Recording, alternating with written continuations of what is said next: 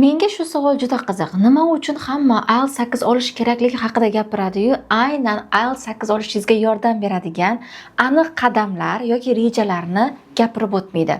Bugun sizlar bilan 0 dan IELTS 8 gacha bo'lgan aniq qadamlarni ko'rib chiqamiz va videoni oxirigacha ko'radigan bo'lsangiz, sizga maxsus sovg'amiz bor. Men Nuriya Ahmedovna 13 yillik tajribaga ega xalqaro ingliz tili o'qituvchisi, filologiya fanlari bo'yicha falsafa doktori hamda dotsent hisoblanaman. Shu kunga qadar 5000 dan ortiq o'quvchilarga General English, IELTS hamda multi-level bo'yicha darslar berganman va hozirgi kunga qadar ko'plab o'quvchilarim yaxshi natijalarni ko'rsatib kelishmoqda. Bugungi videoda esa men sizga 0 dan IELTS gacha chiqishingizga yordam beradigan aniq qadamlarni tanishtirib o'taman va tayyor kitoblar, materiallar, ilovalar, saytlarni shunchaki mendan o'g'irlab olsangiz bo'ladi. Va yana qaytaraman, videoning oxirida maxsus sovg'amiz bor. Bu sovg'ani olganingizdan keyin siz aynan IELTS 8 gacha kerak bo'ladigan barcha bosqichlar hamda video darsliklarni qo'lga kiritasiz. Demak, boshladik. Videoni boshlashdan oldin keling birinchi videomizni 3 ta qismga ajratib olamiz. Birinchi qismimiz bu 0 dan B1 gacha chiqish bosqichi hisoblanadi. Ikkinchi qismda esa B1 dan B2 ga chiqish bosqichlarini ko'rib chiqamiz va uchinchi qismda B2 dan C1 gacha, ya'ni IELTS 8 gacha bo'lgan qadamlar haqida siz bilan gaplashamiz. Ko'rib turibsizki, nima til bo'lgan taqdirda ham siz darajangiz B2 ga chiqmagunicha yangi til o'rganishni boshlamasligingiz yoki bo'lmasam maxsus testlarga tayyorgarlik ko'rishni boshlamasligingiz kerak bo'ladi. IELTS ham xuddi shunday. Agarda siz General Englishingizni yaxshilamaydigan bo'lsangiz, ya'ni fundamentni, poydevorimizni yaxshilab qurmaydigan bo'lsak, IELTS 8 emas, hattoki IELTS 7 haqida ham o'ylamasligingiz kerak bo'ladi. Shuning uchun ham biz siz bilan birinchi bo'lib 0 dan B1 gacha chiqish bosqichi haqida gaplashamiz. 0 dan B1 gacha chiqish bosqichi nima uchun muhim? Sababi bu siz uchun poydevor bosqich hisoblanadi. Har qanday inson IELTS ga tayyorgarlik ko'rishdan oldin mana shu etapdan, mana shu bosqichni yaxshilab tugatib olishi kerak. Sababi General Englishimiz yaxshi bo'lmas ekan, siz ertaga har qanaqa test topshirmoqchi bo'lgan taqdiringizda ham qiynalasiz va natijangiz ham yaxshi bo'lmaydi. Xo'p, endi bu bosqichda nimalar qilishim kerak deydigan bo'lsangiz, birinchi navbatda men sizga aytishim kerak bo'lgan asosiy tavsiyam bu yaxshi ustoz topish hisoblanadi. Nimaga deganda, siz hali tilni endi o'rganishni boshlaganingiz uchun ham sizda yetarlicha bilimlar yo'q, nimani qanday ishlatishni bilmaysiz va xatolaringizni ham o'zingiz to'g'rilay olmaysiz. Shuning uchun ham sizga birinchi navbatda yaxshi ustoz kerak bo'ladi, to'g'ri yo'l ko'rsatish uchun va qanday o'rganishni ko'rsata olish uchun. Bilasizki, ingliz tilida so'zlar o'qilishi boshqacha va yozilishi boshqacha hisoblanadi. O'shaning uchun ham so'zlarni to'g'ri o'qishingiz, talaffuzingiz to'g'ri bo'layotganligini tekshirib borish uchun sizga ustoz zarur deb bekorga aytmayapman. Agarda siz hozirgacha darajangiz pre-intermediate yoki intermediate bo'lgan taqdirda ham hali ham so'zlarni talaffuzda qiynaladigan bo'lsangiz, hali ham so'zlarni noto'g'ri talaffuz qilib yurgan bo'lsangiz, menda bu uchun sizga juda ham ajoyib video darslik tayyorlab qo'yganman. Aynan shu talaffuzni to'g'rilash uchun video darslikni esa o'zimning shaxsiy Telegram kanalimga joylaganman. Agarda video darslikni ko'rmoqchi bo'lsangiz, bu videoni tagida Telegram kanal linkini ham qoldirdim. Bemalol o'tib olib, Telegram orqali o'sha videoni ko'rsangiz bo'ladi. Ikkinchi e'tibor qaratishimiz kerak bo'lgan muhim jihati aynan bu bosqichda bizga interactive learning ni kerakligi hisoblanadi. Interactive learning o'zi nima deydigan bo'lsangiz, hamma skilllarimiz, ya'ni ko'nikmalarimizni bir-biriga bog'lagan holda o'rganishimiz hisoblanadi. Ko'pchilikning asosiy xatosi birinchi bo'lib grammatikani o'rganaman, keyinchalik esa speakingni chiqarishga harakat qilaman deyish hisoblanadi. Shuning uchun ham darajasi elementary, pre-intermediate yoki intermediate bo'lgandan keyin alohida speaking uchun kurslar qidirib yurishadi. Aslida esa bu sizning eng katta xatoyingiz hisoblanadi. Sababi agarda siz boshidan hamma skilllaringizni, ya'ni ko'nikmalaringizni birdaniga rivojlantirib boradigan bo'lsangiz, keyinchalik IELTS ga tayyorgarlik ko'rayotgan paytingizda sizga hech qanaqa qiyinchilik bo'lmaydi va alohida kurslar, reading uchun alohida kurs yoki speaking uchun alohida kurslar qidirib yurmaysiz.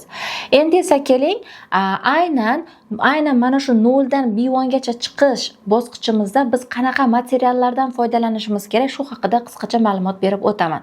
Aynan mana shunday interactive learningni, ya'ni bir-biriga bog'lab barcha skilllarimizni olib borish uchun bizda maxsus kitoblar, qo'llanmalar bor. Shulardan albatta o'qituvchi bilan shug'ullanishni boshlashingiz kerak bo'ladi. Bulardan eng birinchi kitob, bu meni eng yaxshi ko'rgan kitobim va hamma o'quvchilarim bilan birgalikda boshlaydigan asosiy kitobim bu mana Enterprise dars kitobi hisoblanadi. Nimaga aynan bu kitob deyishingiz mumkin? Sababi bu kitobni ichida sizga hamma darajalar uchun kerakli bo'lgan barcha ma'lumotlar, reading, writing, speaking, vocabulary uchun alohida ma'lumotlar berilgan va shu bilan birgalikda bu darslikning plus tomoni sizni darajangizdan sal yuqoriroq bo'lgan ma'lumotlar berilgan. Masalan, agarda siz beginner darsligini o'qiyotgan bo'lsangiz, siz elementary darajadagi ma'lumotlarni ham bilib borasiz. Elementary darajani o'qiyotgan bo'lsangiz, intermediate darajadagi ma'lumotlarni ham bilib borasiz. Bu degani siz natijaga 2 karra tezroq chiqishingiz mumkin degan. Bundan tashqari, aynan mana shu kitobda sizga darajangizni yaxshilash uchun kerakli bo'lgan collocation, so'z birikmalari juda ham zo'r qilib tartiblab berilgan. Mana bularni o'rganadigan bo'lsangiz, sizga alohida vocabulary kitob alohida reading kitoblarini umuman kerak yo'q. Birdaniga hammasini mana shu kitob orqali yaxshilab borsangiz bo'ladi. Bu kitobni ba'zi o'qituvchilar sal eskirgan deb qarashlari mumkin, lekin aslida eng ko'p ingliz tili o'qituvchilari foydalanadigan eng yaxshi darsliklardan bittasi ham aynan mana shu hisoblanadi. Shuning uchun ham har bitta o'quvchim kelgan paytda birinchi bo'lib men mana shu kitobni ularga tavsiya qilaman va shu kitob bilan birgalikda ingliz tilini o'rganishni boshlaymiz. Xo'p, endi esa ikkinchi sizga tavsiya etadigan kitobim bu English File kitobi hisoblanadi.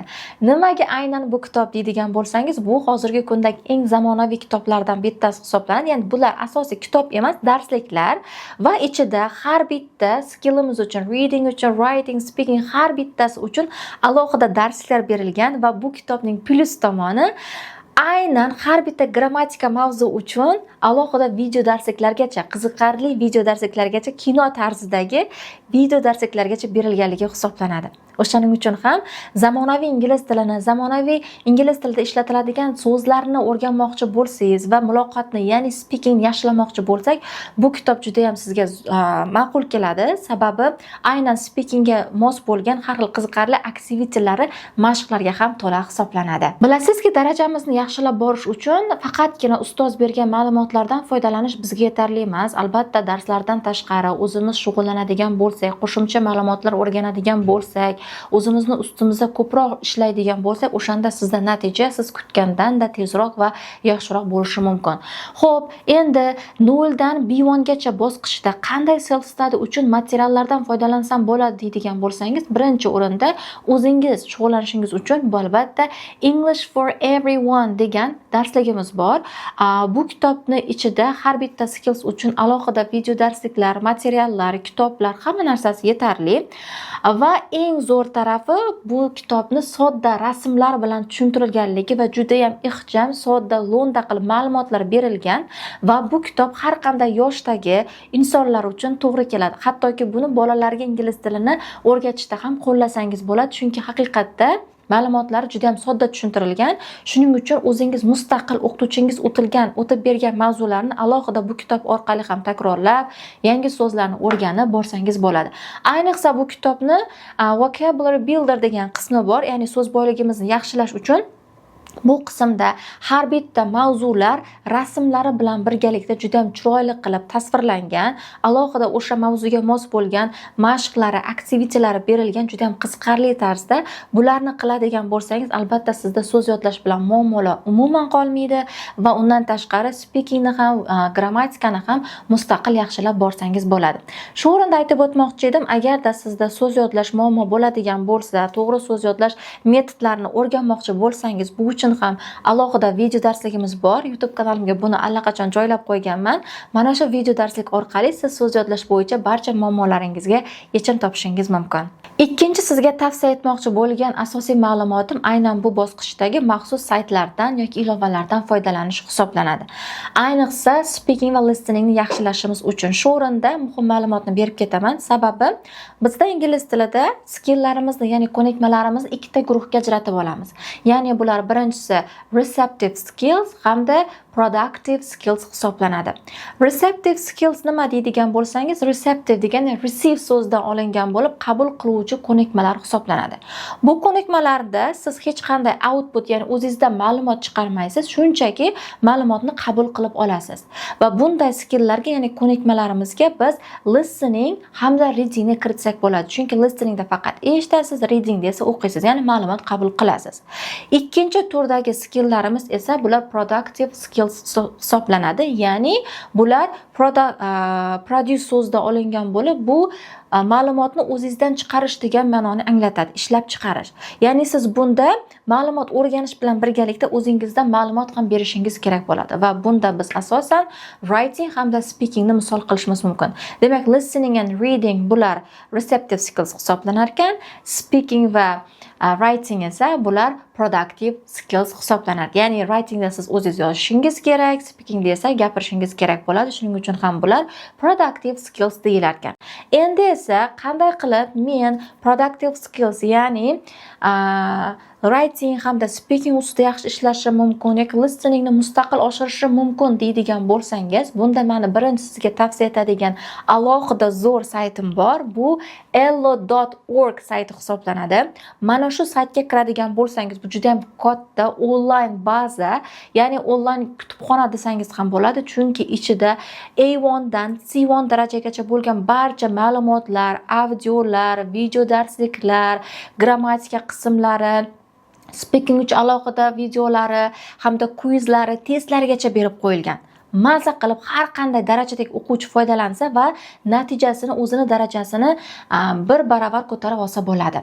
Nimaga deganda, bu saytning zo'r tarafi ya'ni multfilm tarzidagi video darsliklar berilgan. Har bitta grammatik mavzu uchun multfilm tarzidagi, dialoglar tarzidagi video darsliklar berilgan. Mana bu darsliklarni siz ko'radigan bo'lsangiz, har qanaqa qiyin grammatikani oson tarzda tushunib olasiz. Va har bitta video darslikning tagida o'zini quizlari, mashqlari, testlari berilgan va alohida yangi so'zlar bilan birgalikda. Shuning uchun ham alohida so'z qidirib o'tirmaysiz va barcha ma'lumotlarni, speakingni va yangi so'zlarni kontekstda o'rganib ketasiz. Kontekst deydigan bo'lsangiz, aniq bir vaziyatda aynan shu videoga to'g'ri keladigan, aynan o'sha mavzuga to'g'ri keladigan so'zlar bilan, ya'ni mavzulashtirilgan so'zlari bilan birgalikda o'rganib ketasiz. Va bu saytimiz ham har qanaqa daraja uchun to'g'ri keladi. Boya aytib o'tganimdek, A1 dan C1 gacha bo'lgan ma'lumotlarni bemalol topsangiz bo'ladi. Va bu saytni siz bemalol o'zingiz ishlatishingiz ham mumkin. Sizga hech qanday o'qituvchi shart emas, chunki bu sizga onlayn o'qituvchi vazifasini, ustoz vazifasini bajarib beradi. Agarda xato qiladigan bo'lsangiz, xatolaringizni onlayn tarzda ko'rib, tekshirib olib, qaytadan yana bajarib, natijalaringizni yaxshilab olsangiz bo'ladi. Agarda siz mana shu videolarni ko'rib, shadowing texnikasini ham qo'llab ketadigan bo'lsangiz, bir vaqtning o'zida speakingni ham yaxshilab borasiz. U shadowing texnikasi nima, uni qanaqa qo'llayman deydigan bo'lsangiz, bu haqida alohida video darsligim, alohida tushuntirilgan video darslikni ham tayyorlab qo'yganman va bu video darslikni ham Telegram kanalimga ham qo'shilib olishingiz mumkin. Telegram kanal linkini, ya'ni havolasini esa mana shu video tagida qoldirdim. Ikkinchi sizga aynan mana shu bosqichda tavsiya etmoqchi bo'lgan saytim bu Test English sayti hisoblanadi. Bu sayt nimaga kerak deydigan bo'lsangiz, bu saytda ham siz A1 dan C1 gacha kerakli bo'lgan barcha grammatik mavzularni topishingiz mumkin. Bu yerda faqat grammatikalar berilmagan, vocabulary, so'z yodlash uchun ham, speaking uchun ham, reading uchun ham, writing uchun ham alohida bo'limlari bor. Agar siz writingni har bitta darajada mustaqil rivojlantirmoqchi bo'lsangiz, aynan mana shu sayt sizga juda ham katta yordam bera oladi. Sababi har bitta darajada yozishingiz uchun yozishingiz kerak bo'lgan asosiy insholar deymizmi, xatlar, hammasi aynan mana shu saytda keltirilgan. Faqatgina saytda bu ma'lumotlar keltirilmagan, tushuntirib, onlayn tarzda tushuntirib berilgan yangi so'zlar, yangi strukturalar bilan birgalikda bemalol kirib, osongina o'zingiz tushunib olsangiz bo'ladi. Shu bilan birga bu saytni yana menga yoqadigan plus tomoni shundaki, bu saytda har qanday grammatik mavzu bo'yicha, har bitta grammatik mavzu bo'yicha alohida tushuntirilgan qismi berilgan. Bu qismini o'zingiz mustaqil o'rgansangiz bo'ladi va bu qismni tugatganingizdan keyin alohida testlar beriladi, onlayn testlar berilgan. Shu qismga kirib, onlayn testlarni bajarasiz va bajarayotgan paytingizda sizga onlayn tekshirib beradi. Nechta xato qildingiz, nechta to'g'ri qildingiz, shularni sizga solishtirib beradi va solishtirayotgan paytingizda onlayn tarzda tushuntirish ham beradi, nimaga xato qilganingizni. Ya'ni bu degani siz xatolaringizni onlayn analiz qilib ketishingiz mumkin, tahlil qilib ketishingiz mumkin va mustaqil tarzda darajangizni yaxshilab borsangiz bo'ladi. Bundan tashqari, agarda so'z boyligingizni, ya'ni vokabularini yaxshilamoqchi bo'lsangiz, har bitta daraja uchun mavzulashtirilgan so'zlargacha berib qo'yilibdi. Faqatgina so'zlarni o'zi berilmagan, rasmlar bilan tushuntirilgan, videolar bilan tushuntirilgan joylari ham bor va bu orqali siz har bitta mavzuga kerakli bo'ladigan so'zlarni osongina o'rganib, speakingda ham ishlatsangiz bo'ladi. Readingda qiynalyapsizmi? Unda reading uchun alohida section qism bor, tushuntirilgan bo'limi bor. Writing uchun alohida, listening uchun alohida qismlari bor va bu degani siz har bitta darajada mustaqil o'zingiz ham mana shunday saytlardan foydalanib, ustozsiz ham mustaqil self study qilish orqali darajangizni yaxshilab olsangiz bo'ladi. Bu bosqichda, ya'ni 0 dan B1 gacha chiqish bosqichimizda siz 2000 tadan 3000 tagacha bo'lgan so'zlarni bilishingiz talab qilinadi. Va bu bosqichda siz daily routine, about myself, my family kabi mavzular va umuman sizga atrofingizdagi narsalarni tasvirlash, o'qishingiz haqida, do'stlaringiz haqida gapira olishingiz kerak bo'ladi. Ya'ni erkin tarzda muloqot qila olishimiz talab qilinadi. Aynan B1 gacha chiqish bosqichimizda. Hozir sizga aytib o'tgan barcha materiallarim, ma'lumotlarim hamda saytlarim aynan sizda mana shu speaking yaxshilashingizda, reading va writing ni mustaqil tarzda yaxshilab borishingizga ham va 2000 tadan 3000 tagacha so'zlarni yodlab borishingizga ham albatta yordam bera oladi. Keling endi ikkinchi bosqichga o'tamiz. Ikkinchi bosqichimiz bu B1 dan B2 ga chiqish bosqichi hisoblanadi. Nimaga aynan bitta bosqichni keltirib o'tgansiz? Ya'ni B1 dan B2, nimaga B1 dan C1 emas degan savol sizda tug'ilishi mumkin. Bu savol ko'pchilik o'quvchilarda bor. Sababi 6 dan 6,5 masalan IELTS ni oladigan bo'lsak, 6 dan 6,5 ga chiqish orasida ham ancha katta farq bor. Va mana bu farq orasida siz qilishingiz kerak bo'lgan juda ham ko'p ishlar bor. Mana shu etapdan, mana shu bosqichdan o'tmas ekansiz, siz osongina C1 ga o'ta olmaysiz. Chunki B1 dan B2 gacha va B2 dan C1 gacha bo'lgan bosqich orasida juda katta farqi bor. Hozir sizga bularni yaxshilab tushuntirib beraman. Birinchi navbatda B1 dan B2 gacha chiqish degani bu siz allaqachon real muloqot qila olasiz degan ma'noni anglatadi. Ya'ni B2 darajamiz bu upper intermediate daraja hisoblanadi. Bu bosqichda siz 4000 tadan 6000 tagacha bo'lgan so'zlarni bilishingiz kerak. Shu bilan birgalikda education, technology, social media kabi qiyinroq bo'lgan mavzularda fikringizni erkin ayta olishingiz, bildira olishingiz hamda bahs-munozaralarda, debatlarda qatnasha olishingiz kerak. Ya'ni for and against tushunchalari sizda bo'lishi kerak bu bosqichda allaqachon. Va bu bosqichda ko'pchilik o'quvchilarning qiladigan asosiy xatosi grammatikani yana o'sha chuqur o'rganishga qaratish, alohida speakingni chiqarishga qaratish hisoblanadi. Bu bosqichda ham siz albatta interactive learning dan foydalanishingiz kerak. Ya'ni barcha skilllarimizni birgalikda rivojlantirishga ko'proq e'tibor berishimiz kerak. Shu bilan birgalikda bu bosqichda siz ko'proq reading comprehension, ya'ni readingni tushuna olish ko'nikmamizni oshirishimiz kerak. Collocations, so'z birikmalari yodlashga ko'proq e'tibor qaratishimiz kerak bo'ladi. So'z va so'z birikmasi orasida nima farq bor deydigan bo'lsangiz, so'z bu oddiygina so'zlarning o'zi bo'lishi mumkin. Masalan, flower yoki room, book deganingiz alohida kitob degan so'zlarimiz alohida so'zlar hisoblanadi. Siz bunday so'zlarni alohida emas, collocations, ya'ni so'z birikmasi tarzida yoki tayyor chunks, butun bir bo'lak tayyor gap tarzida o'rganib olib yodlashga harakat qilishingiz kerak. Masalan, collocations deganimizda take responsibility, make a decision, another reason is that, I think kabi alohida collocations tarzida yodlab borishingiz kerak bo'ladi. O'shandagina siz so'zlarning ma'nosini yaxshiroq tushunasiz hamda speakingda ham bemalol ishlata olasiz. Bu bosqichning yana bitta asosiy tarafi siz ko'proq real ingliz tilidan foydalanishingiz kerak. Real ingliz tilini ko'proq o'rganishingiz kerak. Ya'ni observe qilishimiz kerak. Ya'ni ko'proq podkastlar eshitish, videolar ko'rish, YouTube videolarini ko'proq ko'rish, tahlil qilish, ko'proq gapirish, praktika, amaliyot qilishimiz bizdan ko'proq talab qilinar ekan. Xo'p, endi bu bosqichda qanday qilib YouTube videolarini ko'rsam bo'ladi, aynan darajamga mos deydigan bo'lsangiz, birinchi o'rinda mana tavsiya etadigan asosiy ma'lumotim bu bo'ladi BBC Learning English saytidan foydalanish. Buni alohida ilovasi ham bor va mana shu ilovani yoki saytning o'zini 6 Minute English degan alohida bo'limi ham bor yoki bo'lmasam buni alohida ilova tarzida yuklab olsangiz ham bo'ladi.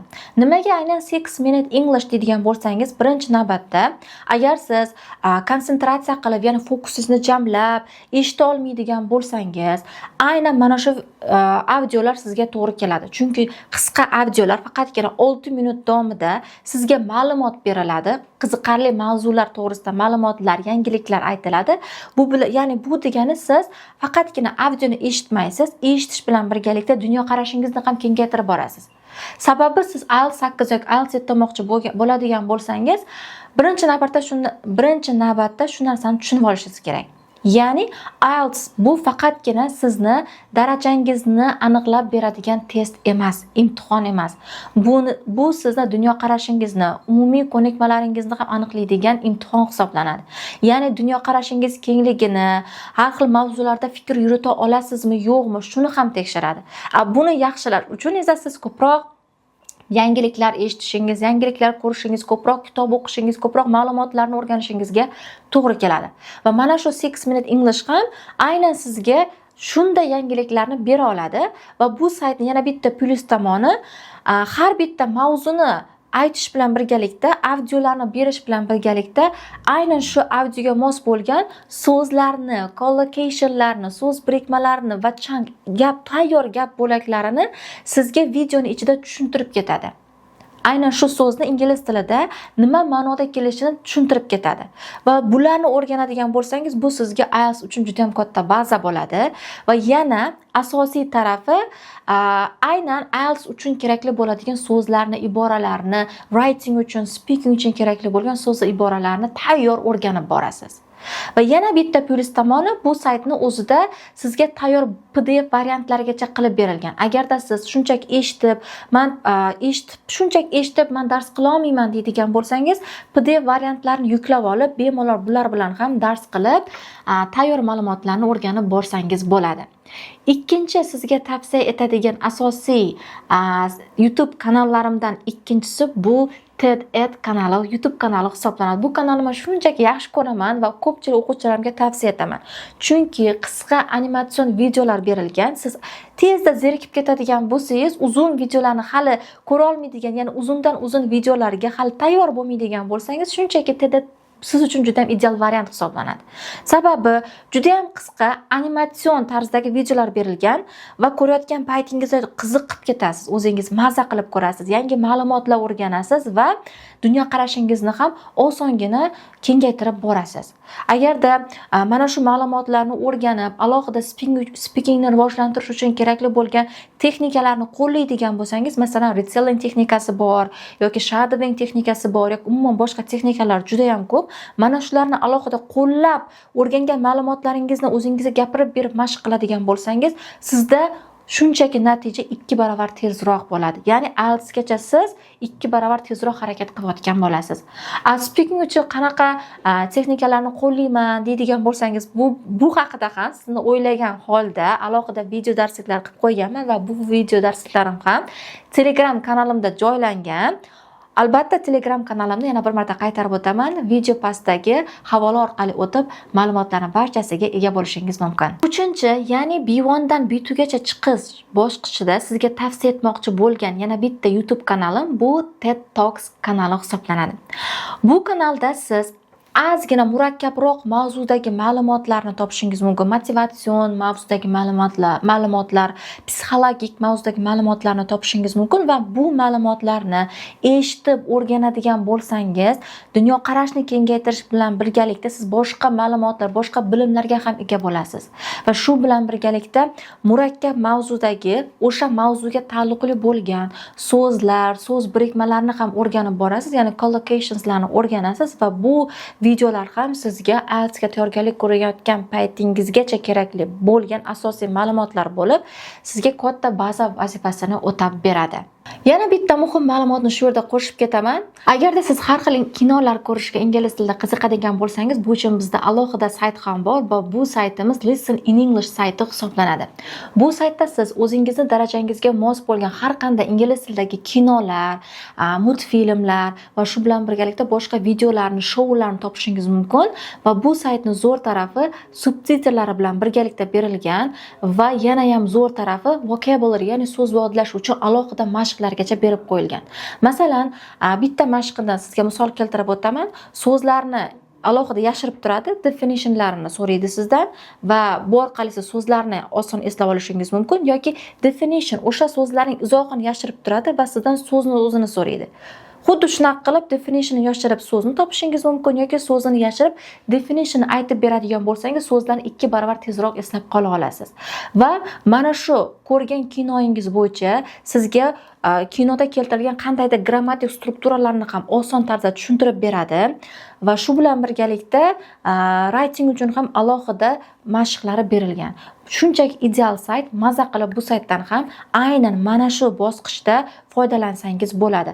Agar bu kinolarni shunchaki ko'rmasdan, boya aytib ketgan speaking uchun texnikam, ya'ni shadowingni qo'llaydigan bo'lsangiz, sizda speakingda ham muammo qolmaydi. Aynan kundalik hayotda ishlatiladigan muloqotni siz osongina o'rganib olasiz. Aynan mana shu speakingga kerakli bo'ladigan mavzularni osongina o'zlashtirib olasiz. Bu bosqichda reading comprehension, ya'ni readingni tushuna olish, o'qigan matnlarimizni tushuna olish qobiliyatimizni rivojlantirishimiz uchun bizdan yana bitta talab qilinadigan muhim jihati bu kitoblar o'qish hisoblanadi. Qancha ko'p kitob o'qiydigan bo'lsak, bizda reading comprehension shunchalik yaxshilanib boradi. Masalan, tavsiya etiladigan asosiy kitoblarimdan bular Space Invaders yoki The Wizard of Oz va yana boshqa juda ham ko'plab kitoblari bor va bu kitoblarning zo'r tarafi audio variantlari ham bor. Agarda siz kitobni o'qib, ham so'zlarni to'g'ri o'qilishini o'rganmoqchi bo'lsangiz, audioli qismlarni ham eshitib, ham kitobni o'qib 2 barobar natijaga chiqishingiz mumkin. Bu kitoblarni ham o'zimning shaxsiy YouTube kanalimda audiolari bilan birgalikda joylab qo'yganman va bu kanalga qanaqa ulanib olishni men sizga allaqachon aytib o'tdim. Yana bir marta qaytarib o'taman, ya'ni mana shu video tagida asosiy Telegram kanal havolasini qoldirganman. Bemalol kirib, barcha ma'lumotlardan foydalansangiz bo'ladi. Endi esa keling, oxirgi 3-bosqichimiz B2 dan 8, ya'ni IELTS 8 gacha nimalar qilishimiz kerakligi haqida qisqacha gaplashib o'tamiz. Birinchi navbatda aytishim kerak, IELTS 8 ga tayyorgarlik bu alohida bosqich, juda ham katta bosqich hisoblanadi. Sababi bu bosqichda biz siz bilan reading bilan, speaking bilan, writing bilan, listening bilan alohida shug'ullanishimiz kerak bo'ladi.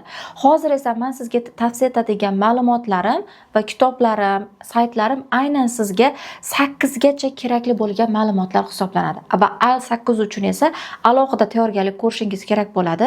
Agarda siz IELTS 8 uchun o'zimga yordam bergan va sizga ham yordam bera oladigan aniq reja hamda kun tartibi, ma'lumotlar, materiallar haqida alohida video darslik tayyorlashimni xohlasangiz, videoni kommentariyasiga IELTS 8 so'zini yozib qoldiring. Bu bo'yicha ham alohida siz uchun maxsus video darslikni ishlab chiqaman. IELTS 8 gacha nimalar qilishim kerak desangiz, bu bosqichda sizdan birinchi talab qilinadigan narsa bu maqolalar, ya'ni ingliz tilida articles o'qish hisoblanadi. Maqolalar o'qish shunchaki sizda reading comprehension, ya'ni tushunish qobiliyatini yaxshilamaydi. U sizga speaking yaxshilashingizga, writing yaxshilashingizga, vocabulary, so'z boyligingizni ham yaxshilashingizga yordam beradi. Siz bitta maqola orqali hamma skilllaringizni bitta bittada yaxshilab olishingiz mumkin. Agarda o'qigan maqolangizni retelling qilib o'zingizga gapirib beradigan bo'lsangiz, IELTS speaking part 3 uchun sizda tayyor ideyalar, ya'ni fikrlar bo'ladi. Writing part 2 uchun ham, ya'ni writing task 2 uchun ham sizda tayyor ma'lumotlar bo'ladi, ideyalar bo'ladi va bu degani sizda ideya tanqisligi bilan muammo qolmaydi. Chunki bilaman, ko'pchilik o'quvchilarda ustoz writingda qiynalaman, yoza olaman, grammatikam yaxshi, so'z bilaman, lekin ideya yo'q. Nima yozishni bilmayman. Yoki speakingda ham gapira olaman, lekin qiyin mavzularda gapira olmayman, fikri yo'q, ideya yo'q deyishadi. Aynan mana shu muammolarni hal qilish uchun sizdan birinchi talab qilinadigan asosiy masala bu ingliz tilida maqolalar o'qish hisoblanadi. Ingliz tilida qanday maqolalar o'qishim kerak deydigan bo'lsangiz, men sizga bu borada 4 ta asosiy jurnalni tavsiya etgan bo'lardim. Agarda siz pul haqida, ekonomika haqida yoki investitsiyalar haqida ma'lumotlarga qiziqadigan bo'lsangiz, unda Investopedia degan jurnaldan foydalanishingiz mumkin va bu jurnalda siz aynan mana shu mavzularga taalluqli bo'lgan har xil maqolalarni topasiz, biznes haqidagi maqolalarni topasiz va qiziqib, maza qilib o'qib, so'z birikmalari, collocations, murakkab grammatik strukturalarini tayyor shunchaki o'g'irlab olishingiz mumkin. Va ikkinchi sizga tavsiya etadigan jurnalim bu New Scientist jurnali hisoblanadi. New Scientist jurnali, agarda siz ilm-fanga, texnologiyaga qiziqadigan bo'lsangiz, bu jurnal siz uchun ideal variant. Ichida aynan mana shu mavzularga taalluqli bo'lgan har xil maqolalarni ko'rishingiz mumkin. Agarda siz tabiat, geografiya, hayvonlarga qiziqadigan bo'lsangiz, unda National Geographic jurnali ham bor va bu maqolalarda siz aynan tabiat to'g'risida, hayvonot olami to'g'risida, o'simliklar to'g'risida juda ham qiziqarli maqolalarni topishingiz mumkin. Va yana bitta asosiy maqolalarni o'qishingiz mumkin bo'lgan saytlardan bittasi bu Economics jurnali hisoblanadi. Bu jurnalda esa siz ekonomika, ya'ni iqtisodiyot bo'yicha, pul bo'yicha, banklar to'g'risida, ya'ni umuman olganda moliya sohasi bo'yicha qiziqarli maqolalarni topishingiz mumkin. Agarda siz uzundan uzun maqolalarni o'qishga qiynalaman, menga qisqaroq bo'lgan maqolalar kerak deydigan bo'lsangiz, unda New Scientist jurnalidan foydalanishingiz mumkin. Bu jurnalning ichida views degan qismi, ya'ni sectioni bor va bunda qisqaroq bo'lgan ma'lumotlar, ya'ni maqolalar ham berilgan. Bu maqolalarni o'qib ham siz reading comprehensionni, so'z boyligingizni, umuman olganda hamma skilllaringizni bittada yaxshilab olishingiz mumkin. Yana bir marta qaytarib o'taman, bu ma'lumotlar sizga IELTS 8 ga chiqishingizgacha kerak bo'lgan asosiy ma'lumotlar hisoblanadi. Demak, biz video davomida siz bilan 0 dan B1 gacha chiqish bo'yicha, B1 dan B2 gacha chiqish bo'yicha hamda B2 dan IELTS 8 gacha kerakli bo'ladigan asosiy qadamlarni tahlil qilib o'tdik. Va yana bitta muhim, endi asosiy qismiga keldik. Boya videoni boshida sizga aytgan maxsus sovg'a bor deganida va bu sovg'a aynan mana shu bosqichlarda kerakli bo'lgan barcha saytlar, kitoblar, audiolar, videolar hammasini jamlagan holda bitta to'plam qilib yig'ib qo'yganman va bu to'plamni o'zimning shaxsiy Telegram kanalimga joylaganman. Agarda mana shu ma'lumotlarga shunchaki ega bo'lmoqchi bo'lsangiz, tayyorgina o'g'irlab olmoqchi bo'lsangiz, hoziroq video pastidagi havola orqali asosiy kanalimga o'tib oling va barcha ma'lumotlarga ega bo'lib borishingiz mumkin. E'tiboringiz uchun rahmat. Videolarimni kuzatishda davom eting. Hali eng qiziq ma'lumotlarni sizga berishda davom etaman.